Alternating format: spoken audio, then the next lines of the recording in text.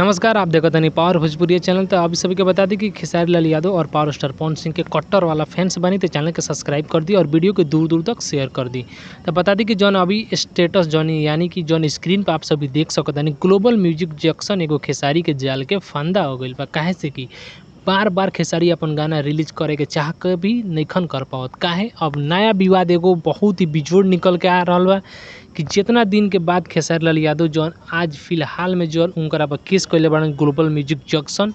केस कइला के बाद जितना भी खेसारी लाल यादव गाना गइले बाड़न और अलग अलग म्यूजिक चैनल पर डलाइल बा, कंपनी पर डलाइल बा, उनकरा पास नोटिस पहुंचा देले बाड़न ग्लोबल म्यूजिक जंक्शन के मालिक।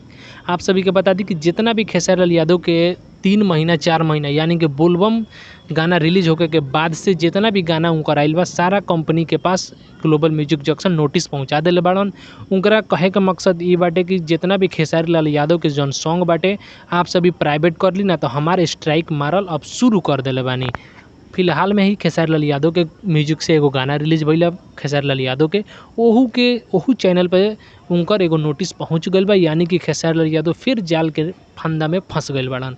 इससे रउआ लोग इनके बता दी कि ज़्यादा भोजपुरी इंडस्ट्री में अगर रहे के बा तो सब केहू के सामान नज़र से देखे के पड़ी। ऐसन कोनो बात नहीं है कि अगर तारा काले पैसा हो गल। खेसारी लाल यादव बहुत ही बड़ा स्टार होवन, इनके पास बहुत पैसा बाटे और पैसा के कोनो कमी नहीं है, लेकिन पैसा रहते हुए एगो छोटा सा कंपनी इनकरा के कीड़ा बना देले बा। जेतिया ई छोटा छोटा सिंगर के कीड़ा बना के यहाँ तक पहुँचल बाड़न। छोटा छोटा सिंगर के गाना गावेलन, छोटा छोटा सिंगर के नया गाना चोरी करके गा देलन और उनकर बाजार ख़त्म कर देलन। छोटा छोटा सिंगर के कैरियर खा जालन, छोटा छोटा राइटर के कैरियर खा जालन। एकर नतीजा खेसारी लाल यादव के खुद भुगते के पड़ता और खुद भुगती हन।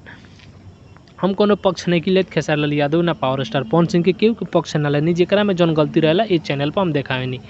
तो ग्लोबल म्यूजिक जंक्शन फिर खेसारी लाल यादव के फेरा में लाग गइल बा। इनकरा से जितना भी सॉन्ग या अपन जब तक खेसारी लाल यादव अपन सॉन्ग पूरा ना करिहन ग्लोबल म्यूजिक जंक्शन के जौन एग्रीमेंट बा ओकरा के पूरा ना करिहन तब तक खेसारी लाल यादव बर्बाद होइहन और बर्बाद उनकर स्टार्ट हो चुकल बा, जौन की वीडियो में आप सभी देख सकतानी। तो ये वीडियो कैसन लगला खेसारी लाल यादव के फिर से बर्बादी स्टार्ट हो चुकल बा। Global Music Junction back to back जितना भी कंपनी से गवैले बड़न गाना नोटिस भेजल स्टार्ट कर देले बिया।